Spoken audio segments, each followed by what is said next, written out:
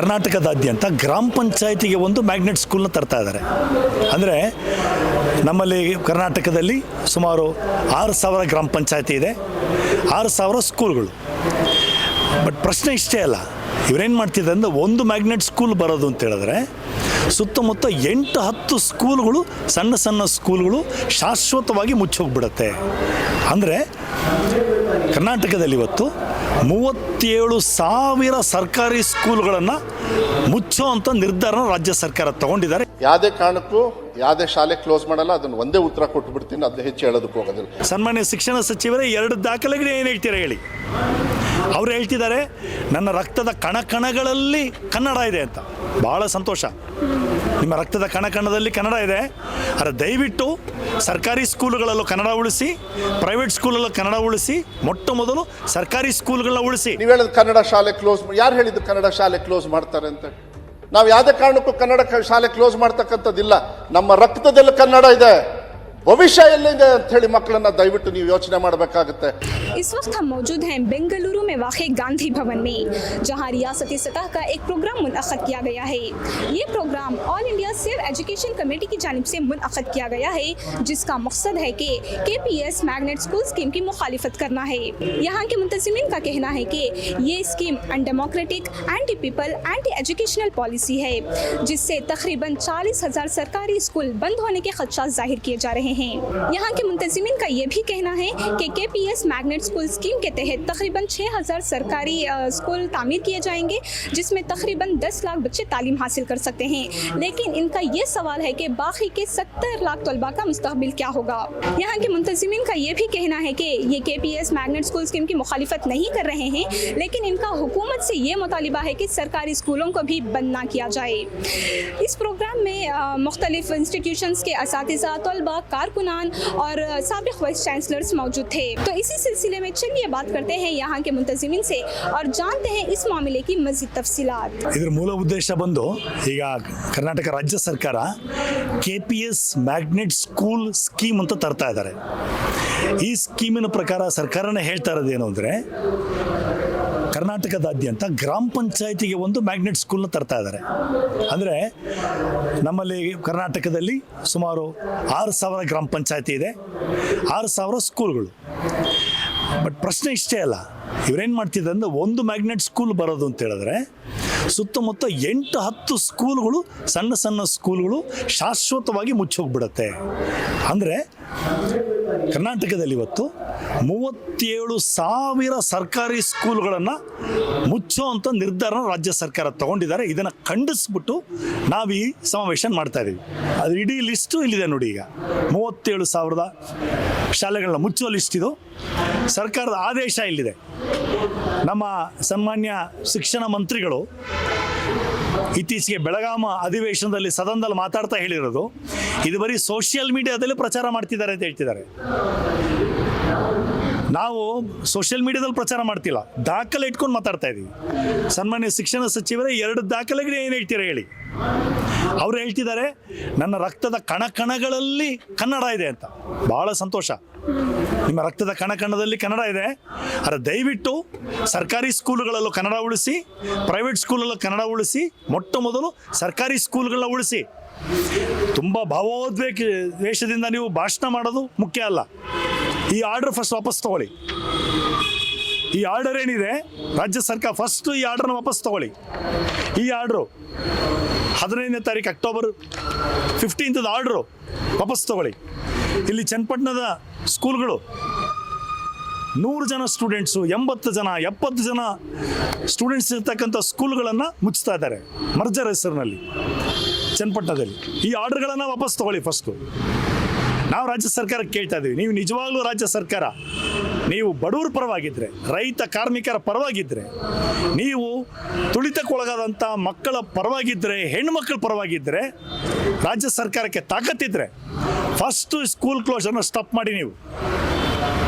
ನೀವು ಸರ್ಕಾರಿ ಸ್ಕೂಲ್ಗಳ ಬಲಪಡಿಸಿ, ಸ್ಕೂಲ್ಗಳಿಗೆ ಇವತ್ತು ನೀವು ಟೀಚರ್ಸ್, ರೆಗ್ಯುಲರ್ ಟೀಚರ್ಸನ್ನು ಅಪಾಯಿಂಟ್ ಮಾಡಿ, ಮೂಲಭೂತ ಫೆಸಿಲಿಟೀಸ್ ಕೊಡಿ.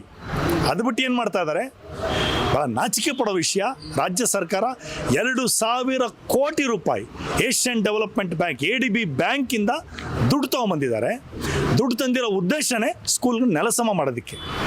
ಈ ಮ್ಯಾಗ್ನೆಟ್ ಸ್ಕೂಲ್ ಕಾನ್ಸೆಪ್ಟು ಕೂಡ ಇದು ಏನು ಹೊಸದಲ್ಲ. ಇದು ಅಮೆರಿಕದಲ್ಲಿ 50 ವರ್ಷದ ಹಿಂದೆ ಮ್ಯಾಗ್ನೆಟ್ ಸ್ಕೂಲ್ ಅಂತ ತೊಗೊಂಬಂದರು, ಡಿಸ್ಟ್ರಿಕ್ಟಿಗೆ ಒಂದು ಸ್ಕೂಲು. ಅಲ್ಲಾಗಿರೋದೇನು, ಅಮೆರಿಕದಲ್ಲಿ ಮ್ಯಾಗ್ನೆಟ್ ಸ್ಕೂಲ್ ಬಂದ ಮೇಲೆ it is a total failure. ಆಗಿರೋದೇನು ಅಂದರೆ, ಮ್ಯಾಗ್ನೆಟ್ ಸ್ಕೂಲ್ಗಳು ಬಂದ ಮೇಲೆ ಆ ಡಿಸ್ಟ್ರಿಕ್ಟ್ಗೊಂದು ಮ್ಯಾಗ್ನೆಟ್ ಸ್ಕೂಲ್ಗೆ ಬಡವರು, ಭಾಳ ಮುಖ್ಯವಾಗಿ ಕಪ್ಪು ಜನರು, ರೈತ ಕಾರ್ಮಿಕರ ಮಕ್ಕಳು ಯಾರೂ ಆ ಸ್ಕೂಲ್ಗೆ ಹೋಗೋಕ್ಕಾಗ್ತಾ ಇಲ್ಲ. ಯಾಕಂದರೆ transportation is a very huge burden ಅಮೆರಿಕದಲ್ಲಿ. It is a failed concept. ಅದನ್ನು ಇಲ್ಲಿಗೆ ತರ್ತಾ ಇದ್ದಾರೆ. ಯಾಕಿಲ್ಲಿ ಕರ್ನಾಟಕದಲ್ಲಿ ನಿಮಗೆ ಶಿಕ್ಷಣ ತಜ್ಞ ಯಾರು ಇಲ್ವಾ? ನಿಮಗೆ ಸಲಹೆ ಕೊಡೋರು ಯಾರೂ ಇಲ್ವಾ? ಹೌದು, ಖಂಡಿತ ಇಲ್ಲ. ಶಿಕ್ಷಣ ತಜ್ಞರು ಯಾರೂ ಕೂಡ ಇಂಥ ದುರಾಲೋಚನೆ, ಅಂದರೆ ಕೆಟ್ಟ ಯೋಚನೆಗಳು, ಮಿಸ್ಡೈರೆಕ್ಟ್ ಮಾಡುವಂಥ ಸಲಹೆಗಳು ಯಾರೂ ಕೊಡೋದಿಲ್ಲ. ಅದಕ್ಕೆ ಅವರೆಲ್ಲ ಇಲ್ಲಿ ಬಂದಿದ್ದಾರೆ ಪ್ರತಿಭಟನೆ ಮಾಡೋದಕ್ಕೆ. ಇವರಿಗೆ ಅಂಥ ನೀತಿಗಳು ಬೇಕು ಅಂದರೂ ಕೂಡ ಅಮೆರಿಕಂದನೇ ತೊಗೋಬೇಕು. ಹಾಗೆ ತಿಳಿದೇ ತೊಗೊಂಡ್ರದಲ್ಲ, very consciously they have taken. ಅಮೆರಿಕದಲ್ಲಿ ಹೇಗೆ ನೈಬರ್ಹುಡ್ ಸ್ಕೂಲ್ನ ಡೆಸ್ಟ್ರಾಯ್ ಮಾಡಿದೆ, ಮ್ಯಾಗ್ನೆಟ್ ಸ್ಕೂಲ್ ಬಂದ ಮೇಲೆ neighbourhood school has been destroyed completely ಅಮೆರಿಕದಲ್ಲಿ. ಆಮೇಲೆ ಅಲ್ಲಿ ಬಡವರು, ರೈತರು, ಕಾರ್ಮಿಕರ ಮಕ್ಕಳು, ಹಾಗೆಯೇ ಏನು ಕಪ್ಪು ಜನರು ಯಾರಿದ್ದಾರೆ ಅವರೆಲ್ಲರೂ ಶಿಕ್ಷಣದಿಂದ ವಂಚಿತರಾಗಿದ್ದಾರೆ. ಅದೇ ಮಾಡಲ್ನ they want to replicate in Karnataka. Replicate ಮಾಡಿಬಿಟ್ಟು ಕರ್ನಾಟಕದಲ್ಲಿ ರೈತ ಕಾರ್ಮಿಕರ ಮಕ್ಕಳು, ದಲಿತರ ಮಕ್ಕಳು, ಶೋಷಣೆಗೊಳಗಾದಂಥ ಮಕ್ಕಳು, ಹಾಗೆಯೇ ಹೆಣ್ಣು ಮಕ್ಕಳು ಎಜುಕೇಷನ್ದ ವಂಚಿತರಾಗಬೇಕು. This is the agenda of the government. ಇಲ್ಲಿ Congress, BJP, all governments have taken single agenda, closure of government schools. That is the agenda what is going on. ಇಡೀ ದೇಶದಲ್ಲೂ ಅಜೆಂಡಾ ಏನು ಅಂತಾರೆ, ದೊಡ್ಡ ಅಭಿಯಾನ ಏನು ಅಂದರೆ ಸ್ಕೂಲ್ ಮುಚ್ಚೋ ಅಭಿಯಾನ ನಡೀತಾ ಇದೆ. ಇದನ್ನು ಖಂಡಿಸಿ ವಿರೋಧಿಸ್ಬಿಟ್ಟು ಇವತ್ತೆಲ್ಲ ಶಿಕ್ಷಣ ತಜ್ಞರು ಇಲ್ಲಿ ಬಂದಿದ್ದಾರೆ. It is a protest convention we are organising. ಒಂದೇ ಒಂದು ಸರ್ಕಾರಿ ಸ್ಕೂಲ್ನು ಕೂಡ ಮುಚ್ಚಬಾರ್ದು. ಈ KPS ಮ್ಯಾಗ್ನೆಟ್ ಸ್ಕೀಮನ್ನು ನೀವು ವಾಪಸ್ ತಗೋಬೇಕು ಅಂತ ಒತ್ತಾಯಿಸ್ತಾ ಇದ್ದೀವಿ. Today we are having a people's convention, Save Public Education People's Convention. So here we have invited teachers, lecturers, students, parents, struggle committee, citizens, even PU College Lecturers Association, Government School Teachers Association. So we want to forge an unity of all the stakeholders who are going to be badly affected by this government's KPS Magnet program.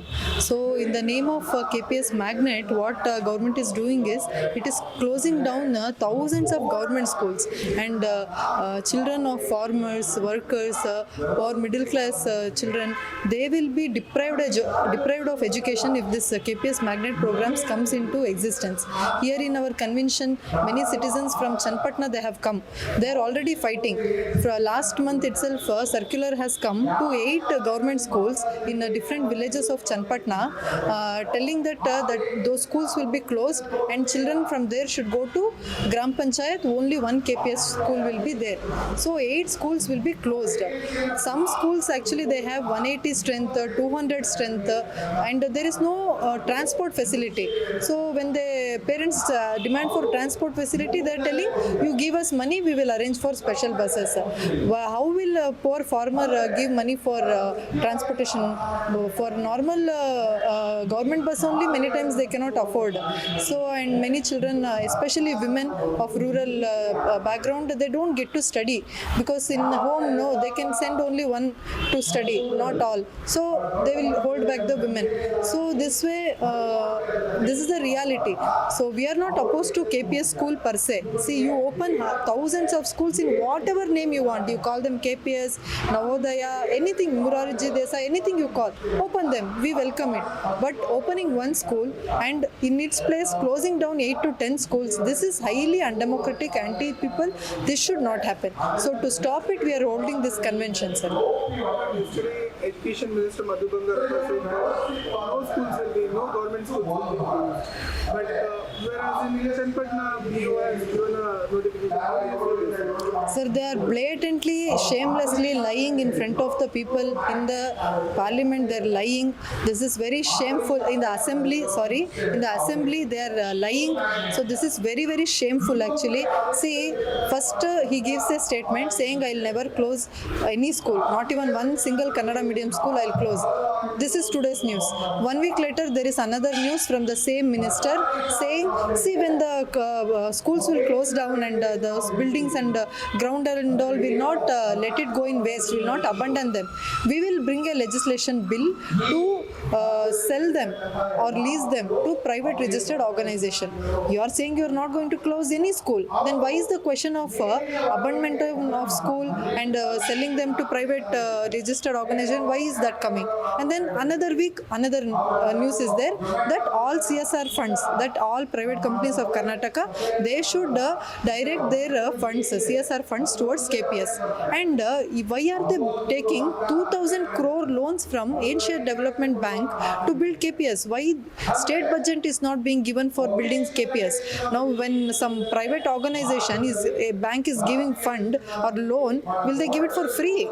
They will put terms and condition. What are those terms and condition? Please declare. See, we have a very bitter experience with this World Bank loans and Asian Development Bank loans. When they give loans, it is to encourage corporatization, to push private. That is their sole agenda. So the conditions will be, you close down government school, encourage corporate and private school. So this is happening. So a minister is lying.